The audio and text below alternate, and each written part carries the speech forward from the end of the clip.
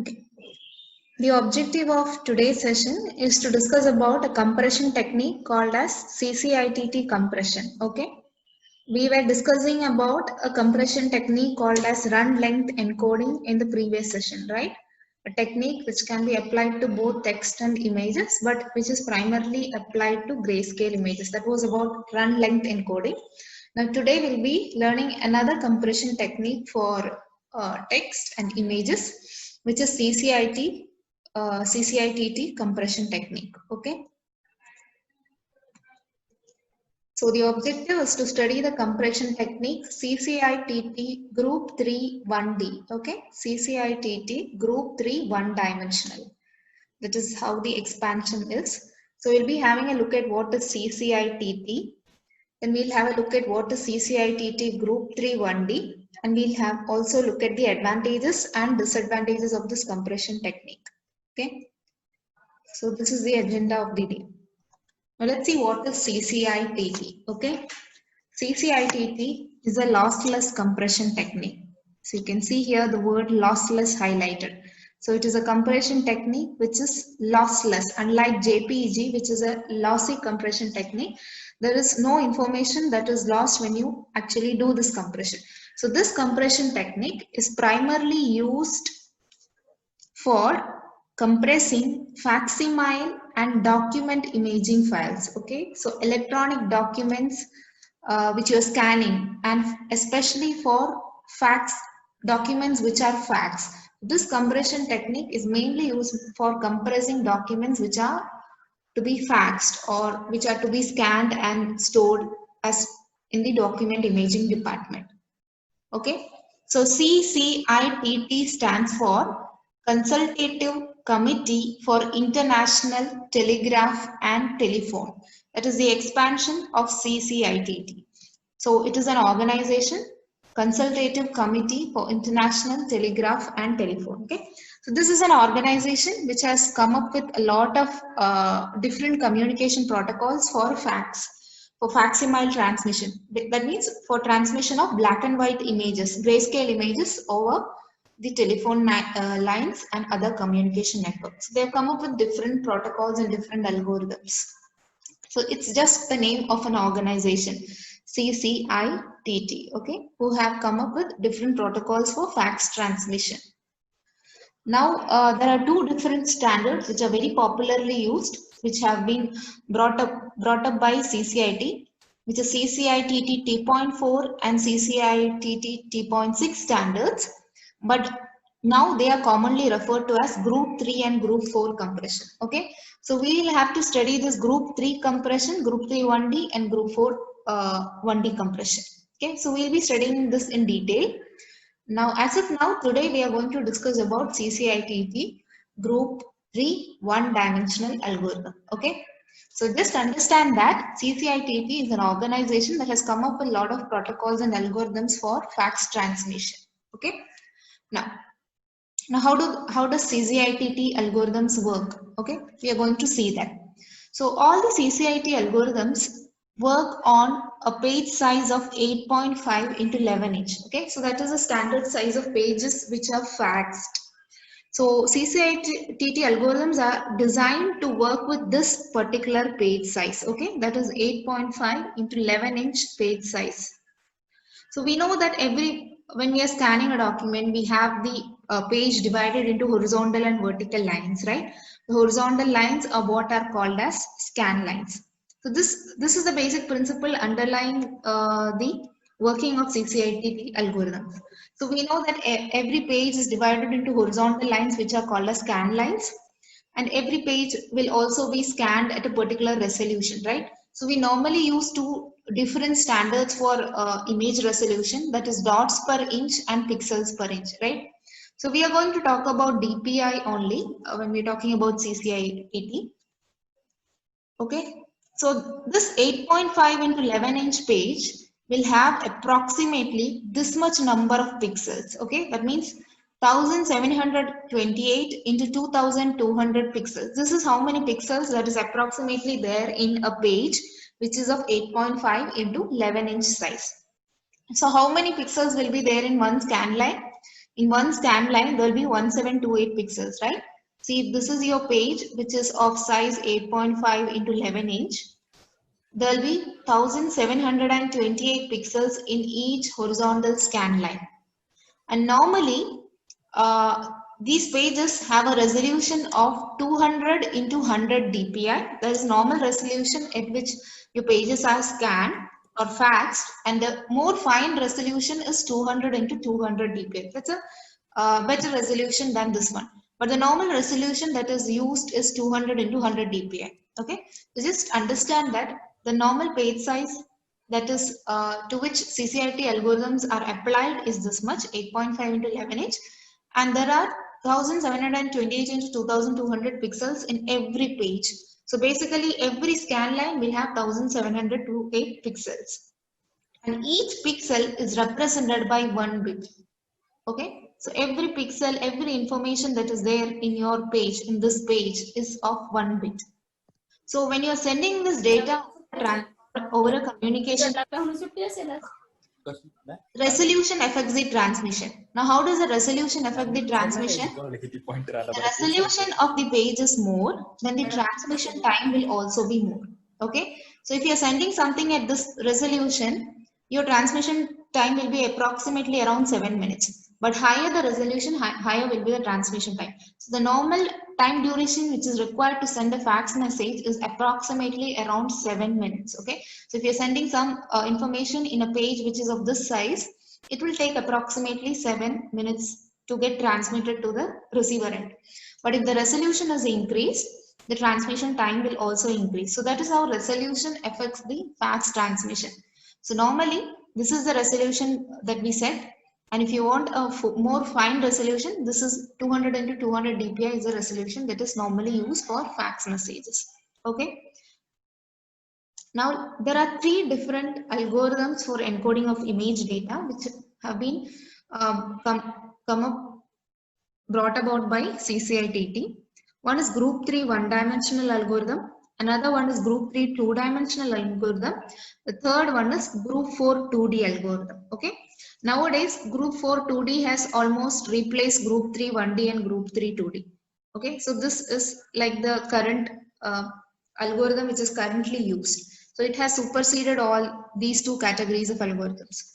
But this is how the timeline is. First came group 3 one-dimensional algorithm. Then it was replaced by group 3 two-dimensional, and now group 4 2D has almost replaced group 3 2D algorithms. So today we are going to learn in detail about this algorithm of CCITT. Okay. Now let's see how does CCITT group 3 one-dimensional algorithm work. Okay.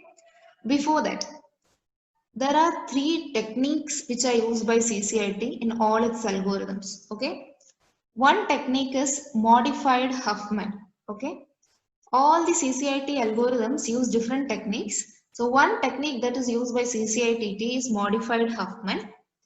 Another technique which is used is modified read. Another technique or algorithm which is used is modified read. Okay. So this is designated as MH. This is designated as MR. And this is designated as MMR. Okay, so these are 3 techniques which are used by CCITT in different algorithms. First, we are going to have a look at group 3 one-dimensional algorithm. Okay, so group 3 one-dimensional algorithm makes use of this technique which is called as modified Huffman. Okay, so group 3 1D algorithm is also called as modified Huffman coding. Okay. It is also referred to as modified Huffman coding. Now let's see how it works. Okay.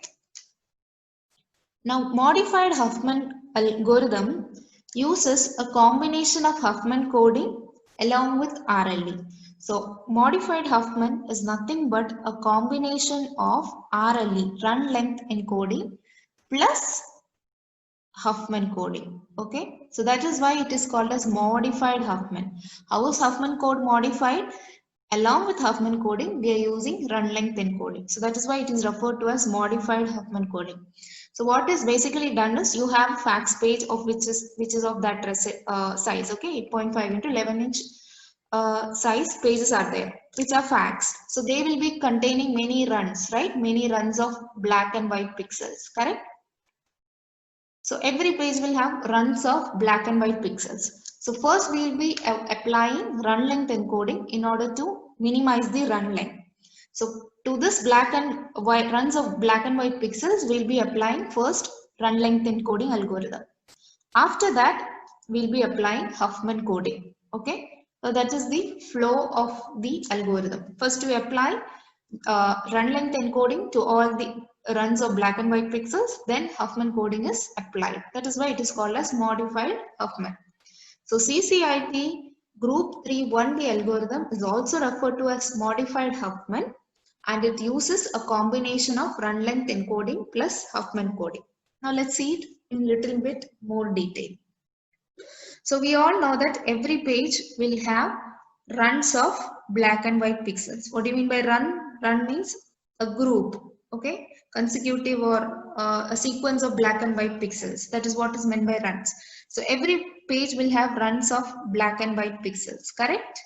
Which might be of variable length. So they are not of fixed length. Every sequence will have a different length. So if you are having few black pixels, you will have a set of white pixels. You may have a set of white pixels after that.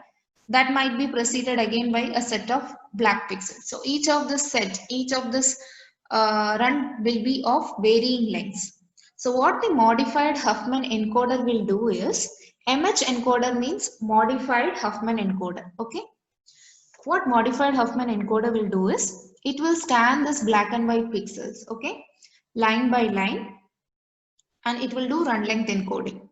Now after doing run length encoding, what it will do, there's a standard table which is called as a predefined Huffman table. Okay, first run length encoding will be applied.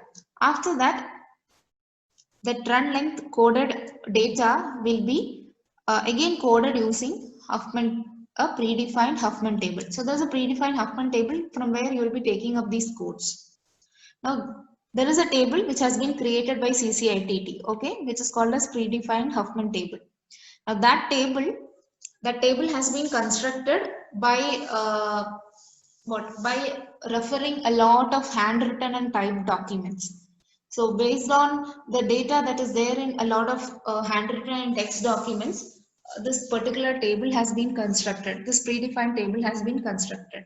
So so the output, your output code word for every image or every date for the data that is there in every page will be shorter than the actual data. So your code, we know that codes are normally shorter than the original data, right? Suppose if you are coding engineering using Huffman coding, we know that the code that we receive, that the code that we get is shorter than the actual message or actual text, right?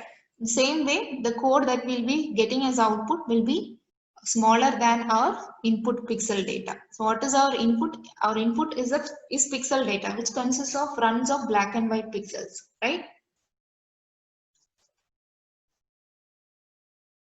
So the run length that occurs more frequently are assigned smaller code words. So in this predefined Huffman table, those words which occur very frequently are assigned smaller code words, and the words which occur less are assigned larger code words. Okay, suppose you have a sentence like, I am a boy studying in so and so. So the words which are frequently occurring, they are assigned shorter length codes, and the words which do not occur frequently are assigned larger code words. Okay, so we have a table where there are code words corresponding to different runs of black and white pixels.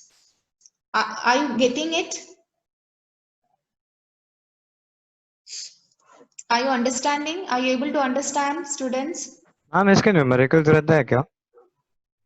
Numericals, can't say. It has not been asked in the previous university question paper, but you may get. Okay, you may be asked to demonstrate it with an example, or you may be given an example and asked to explain. Ma'am आप एक example लेके demonstrate कर सकते हो?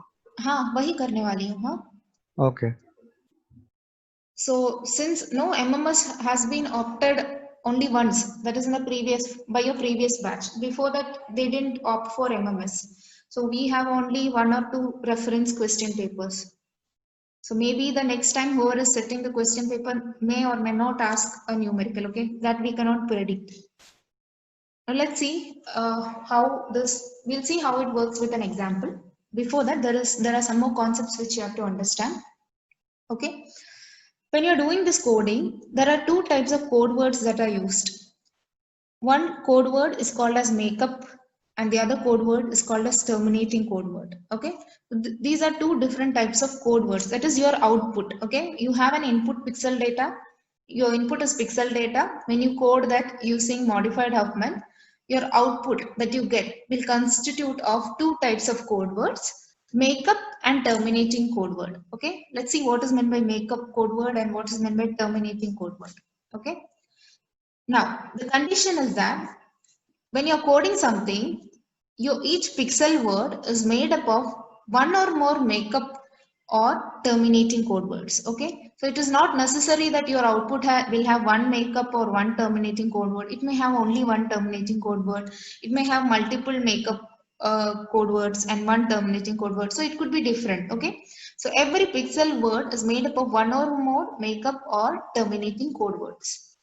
Now, terminating code words correspond to the shorter runs, whereas makeup codes represent longer runs. Okay, longer runs means what? Suppose you have 16 black pixels and you have 4 white pixels. So this is a shorter run compared to this one, right? This is a longer run. So makeup codes correspond to the longer runs, whereas terminating codes correspond to the shorter runs. Okay, and one more thing, there are separate terminating and makeup code words for black and white pixels. So if it is a group of white pixels, it will have separate code. If it is a group of black pixels, it will have separate code. And now there's one more constraint which you have to understand. Okay, if your pixel run, that means your sequence of pixels ranges from 0 to 63. Okay. If it is from 0 to 63, then you will use only a single terminating code word. Okay. So your output code will have only a single terminating code word. Now, if the sequence of the count of your, or in other words, if your run length is between 64 to 2623, then you will be using a single makeup code and a terminating code. Okay. Now, if the pixel run length is greater than 2623, then you will have 1 or more makeup codes plus a terminating code. Okay. So you have to keep this in mind.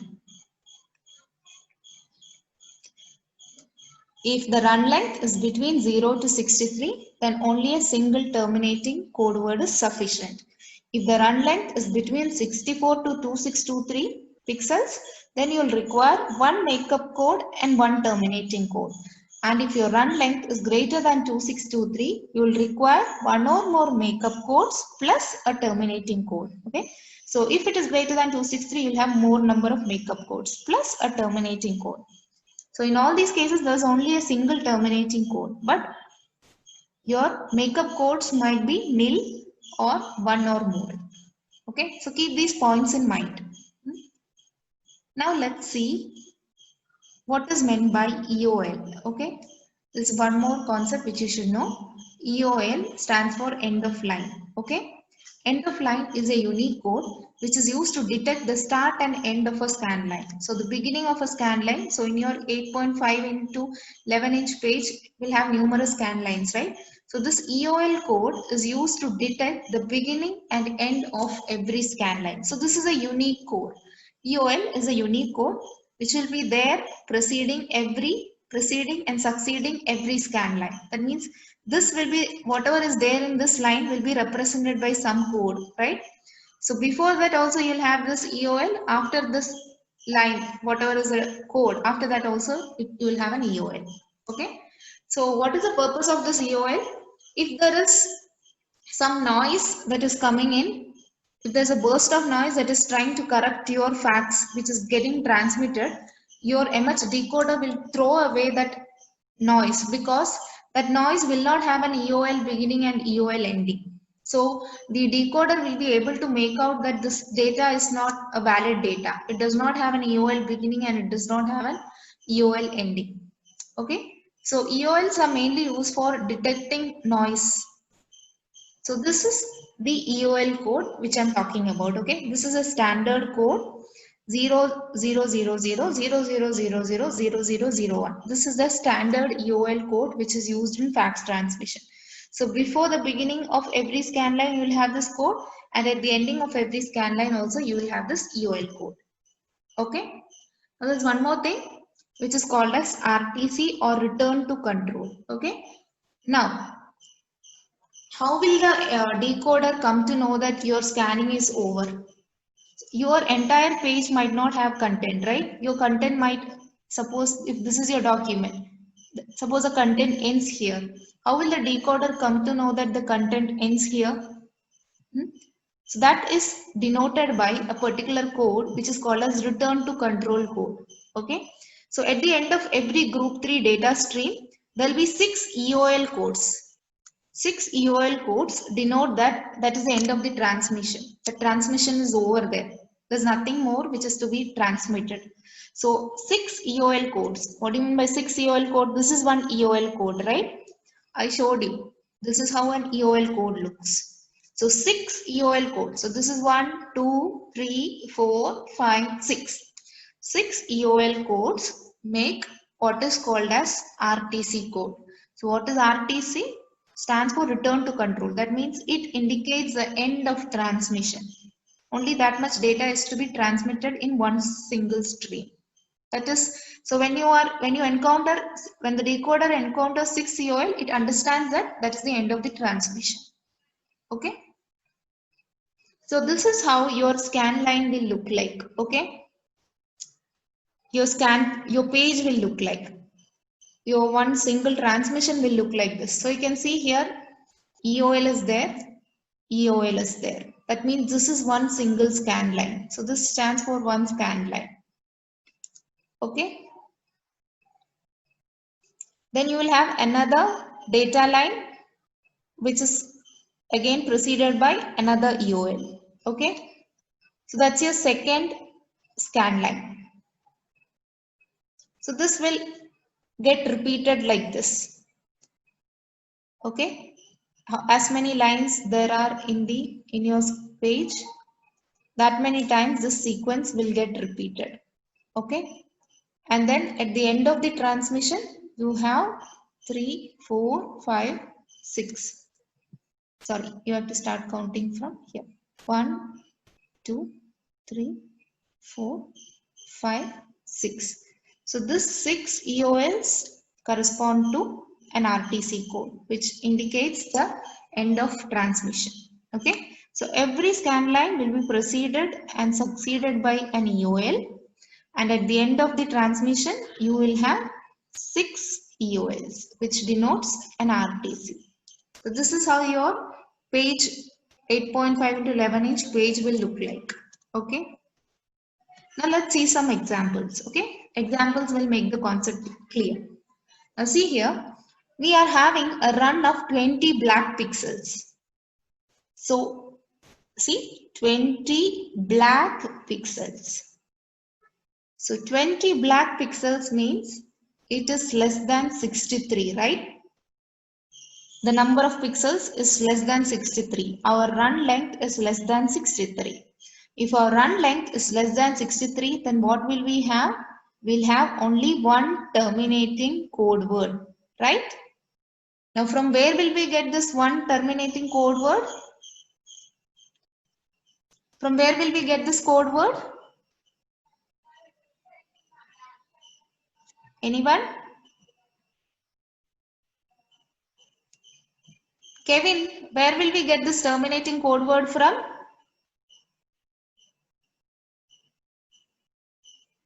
No idea.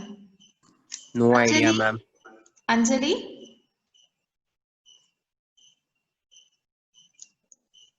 No. Don't know, ma'am.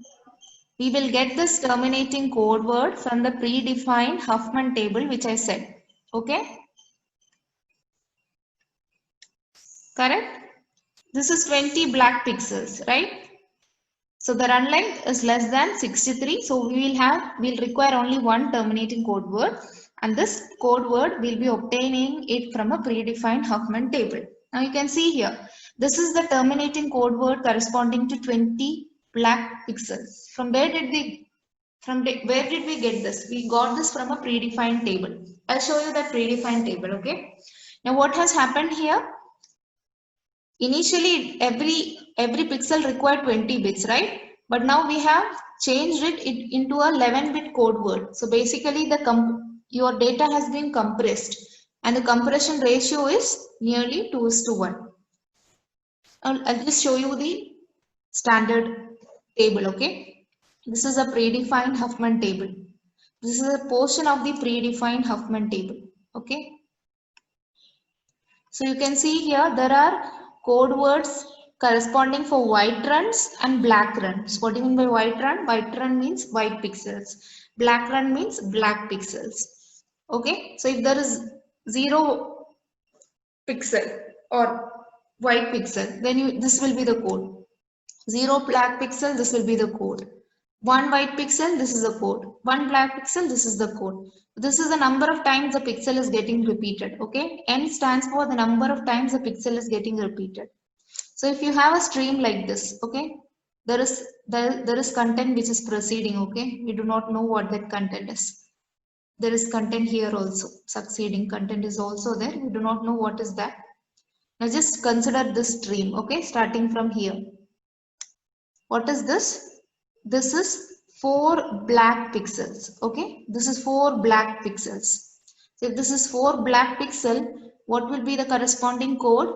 We know that 4 is less than 63. So it will have only one terminating code.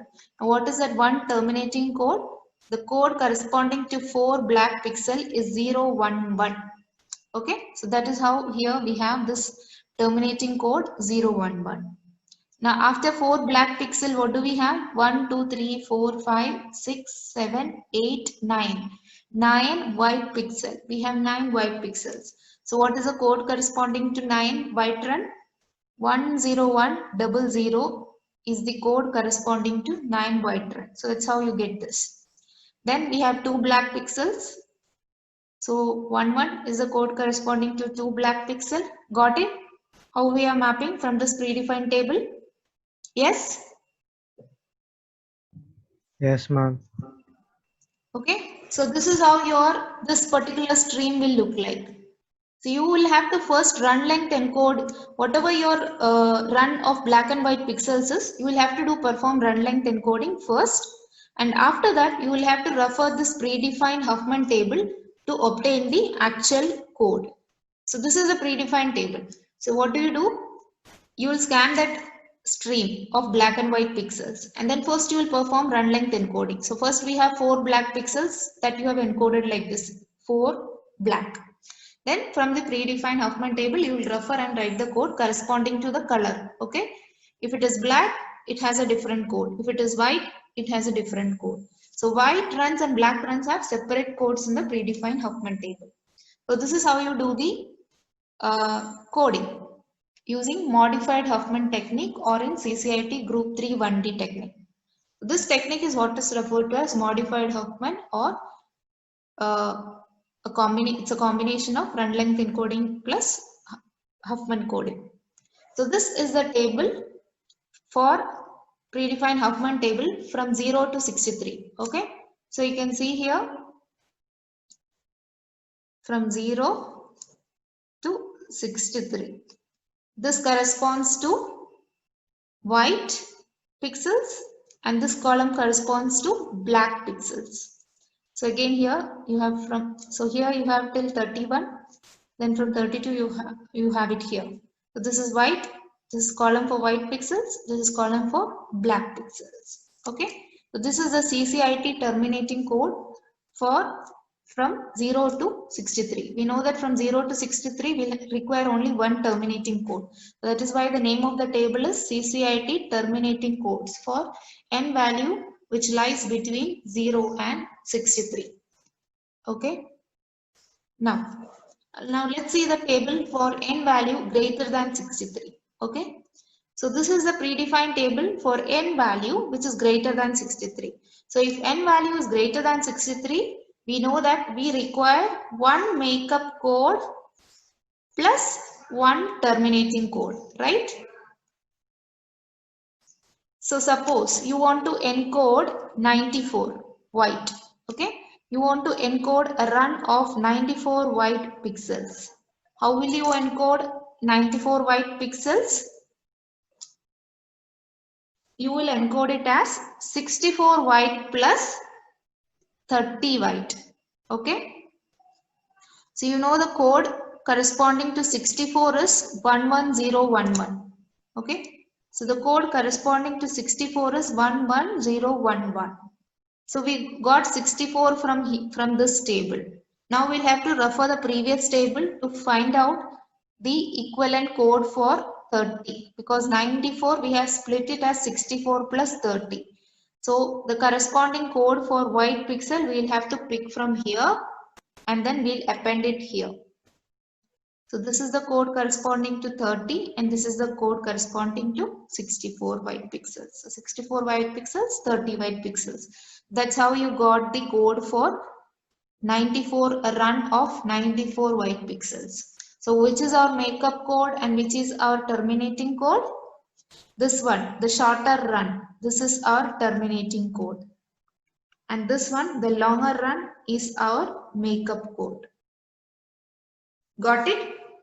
Got the concept of group 3 1D clear? Yes or no? Yes.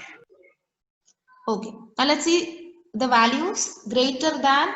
So what is the last value here? 1728. We have values, codes for white and black runs till 1728 here. Okay. Now what if our pixel run is greater than 1728? You have another table for values greater than that. Okay. So till 1728 you have it here.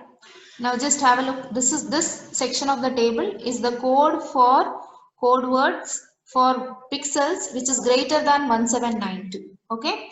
Now what you have to, so you can see here you have code, separate code for white and black runs, right?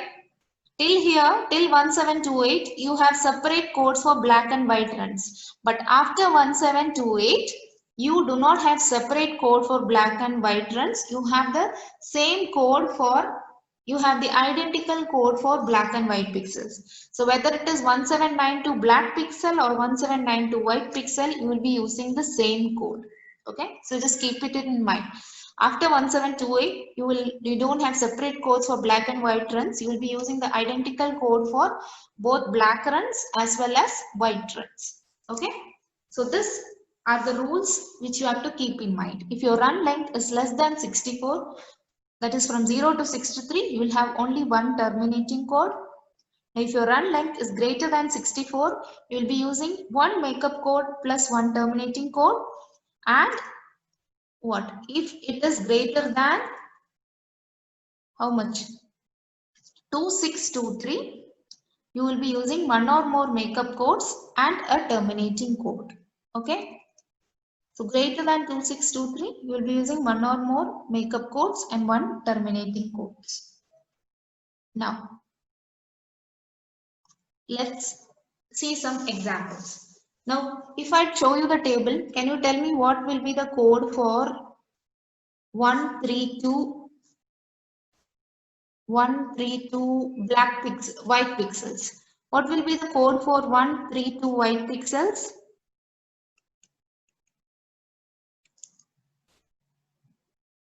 What will be the code for 132 white pixels? Can anyone tell me? I'll show you the table. 10010 and जो भी 4 का white code word रहेगा. Yes. So you will split this as 128 white plus 4 white. So 128 white, you get it from here. So that is 10010 plus 4 white, you will have to refer the previous table. So 4 white, it is 1011. So this will become 1011. Okay, so your whole code becomes 100101011. So this is a modified Huffman code corresponding to a pixel run of the 132 white pixels, where this is your makeup code and this is your terminating code. Okay, got it? Now solve, give me the answer for this. If it is 22 black pixel, you will have to refer the first table, right? 22 black pixels. So it is, we know that it is less than 64. So you'll have to refer the table for 0 to 63. From the table for 0 to 63, you will get this code which is obtained from that standard table. So what is our code for 22 pixels, black pixels? It is 00000110111. Okay. So if you go and refer this table, you can see the code corresponding to 22 black pixels is given here, which we have written here. Okay, the same thing. Now, if it is 84 pixels, a white run of 84 pixels. White run of 84, that means it is greater than 63, right? So you'll have to refer the second table. You will have to split this into makeup code and terminating code. So this will become 64 white plus 20 white. So whatever is the code for 64 white plus 20 white will become the code for 84 pixels. Now, if it is a case like this, 10,000 white pixels, how will you split this? 10,000 white pixels, okay, 10,000 white. What is the largest entry that we have in the table? The largest entry that we have in the table is this one, 2560. So what we'll have to do? We'll have to divide this 10,000 and find out how many 2560s are there.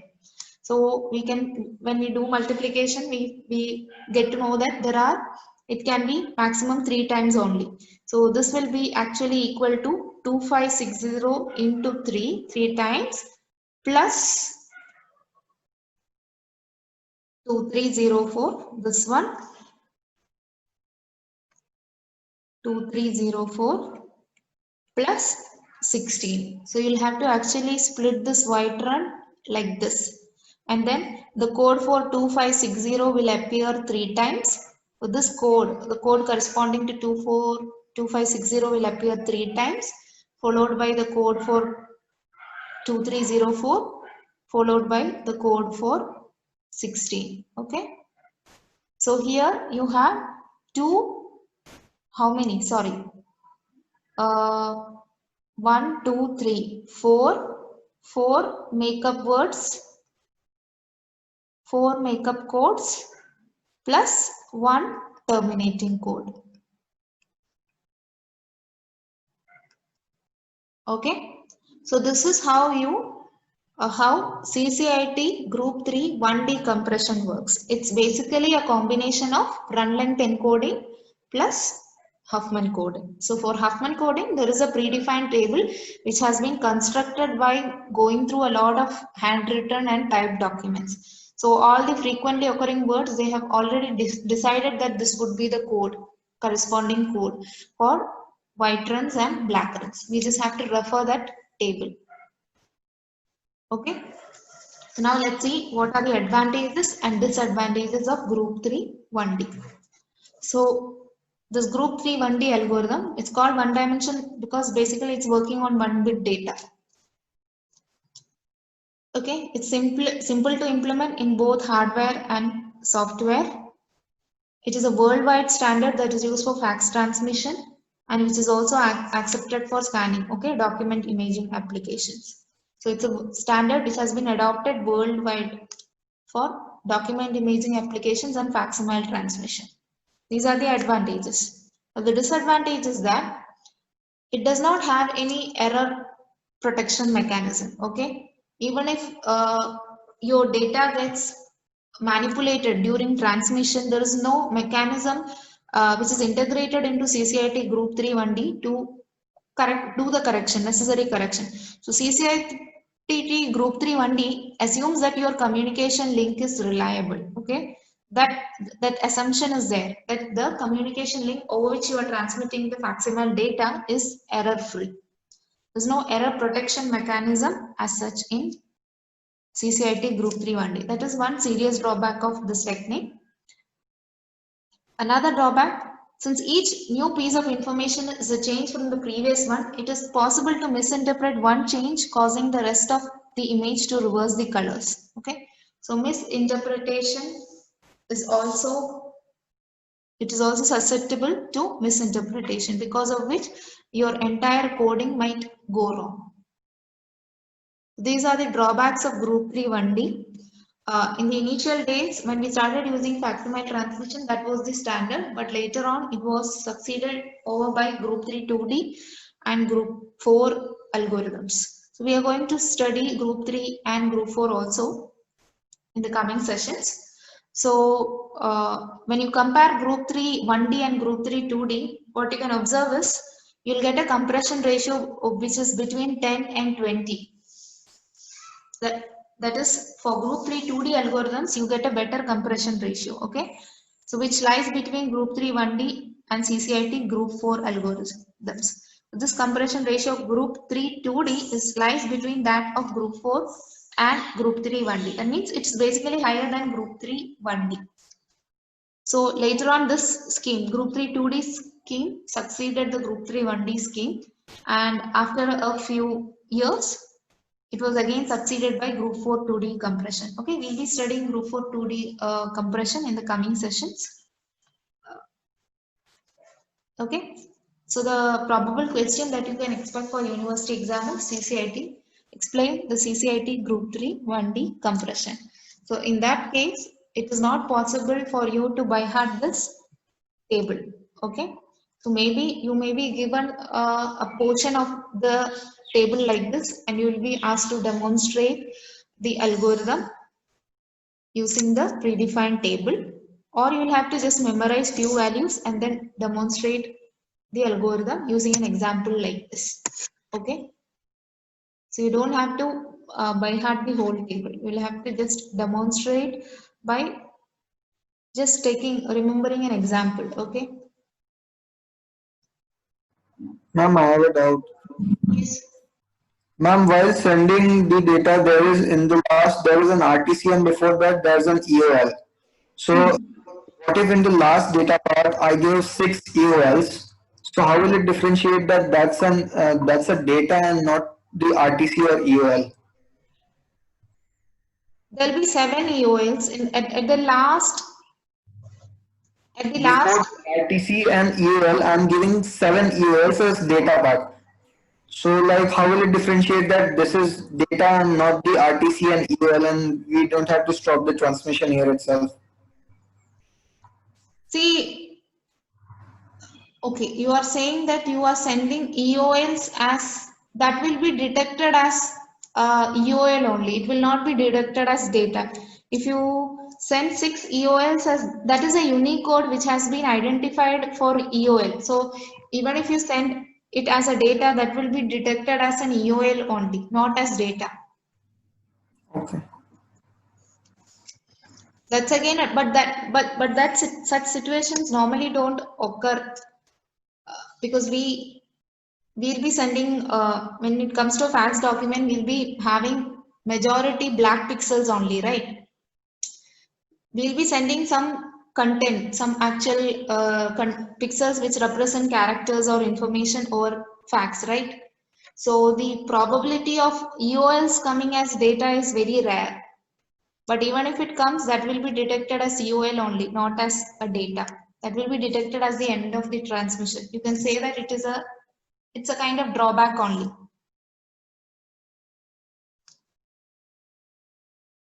Okay. So that's it. That's it for today. Have you all marked your attendance?